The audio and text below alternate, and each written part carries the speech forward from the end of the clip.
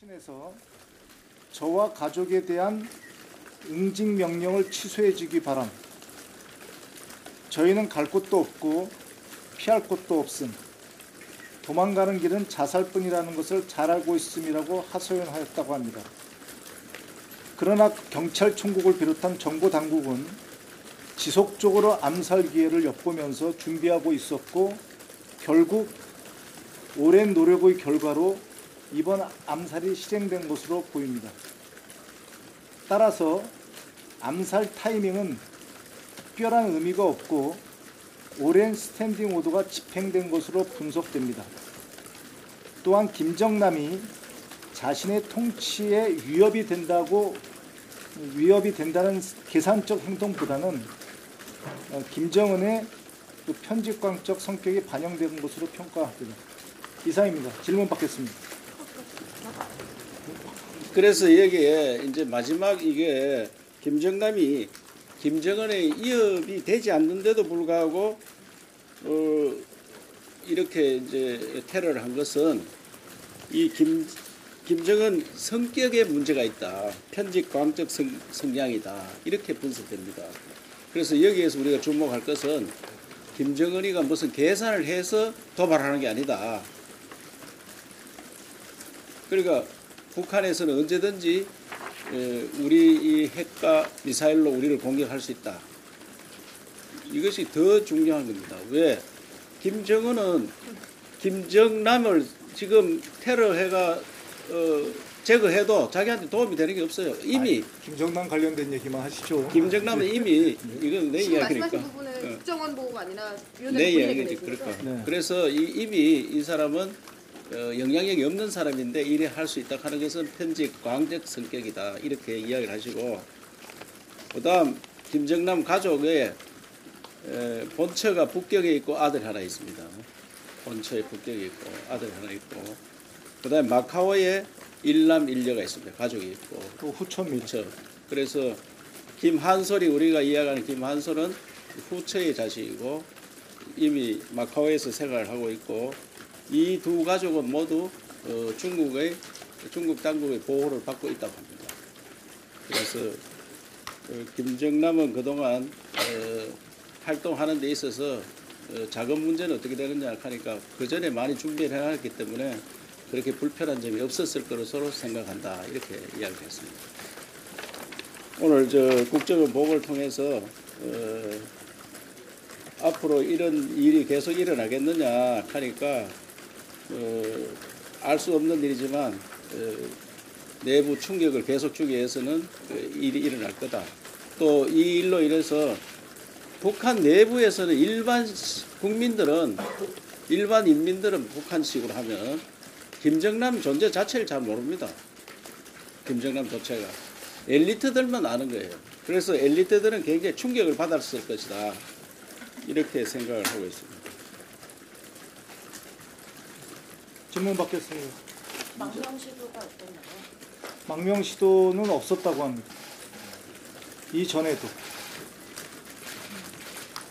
말레이시아에 어느 정도 체류하다가 2월 6일 날 이번에 들어갔다 하니까 2월 6일 날 들어가 2월 13일 일주일간 있습니다.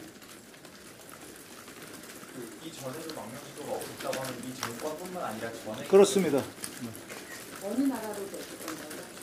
뭐 확인은 되지 않고 그런 거야 뭐 모르겠지만 망명을 특별한 그런 망명에 대한 그런 시도는 없었다. 이렇게 말씀드립니다.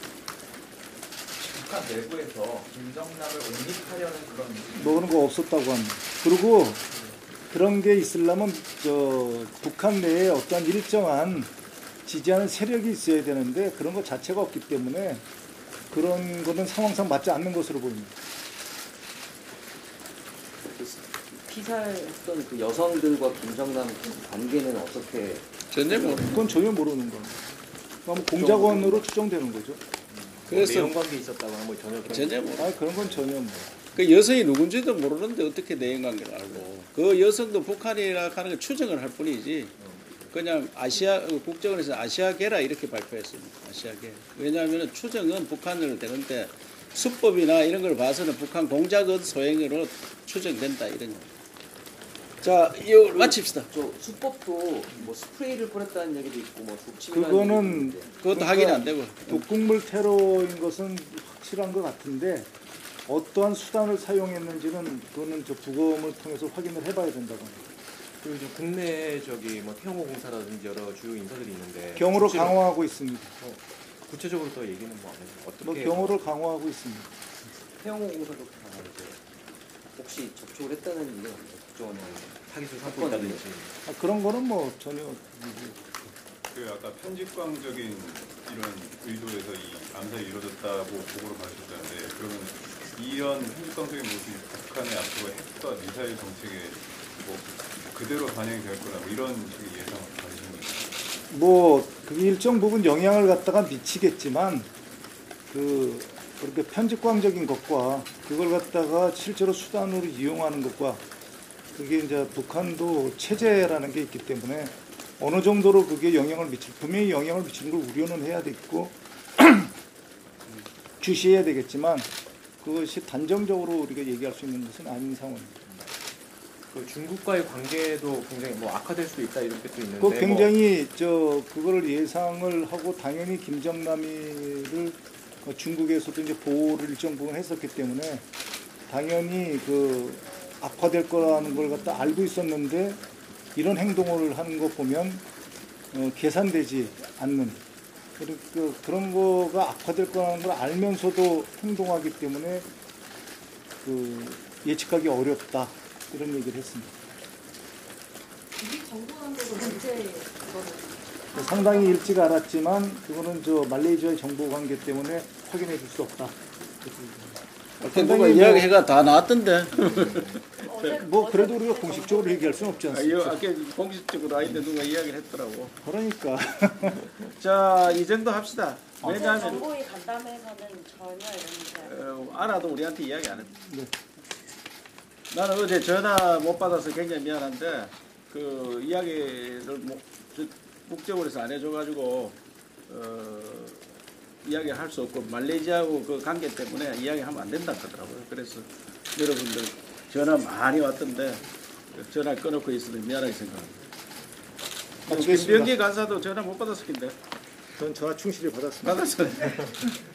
마치겠습니다. 자, 수고했어요. 네, 감사합니다.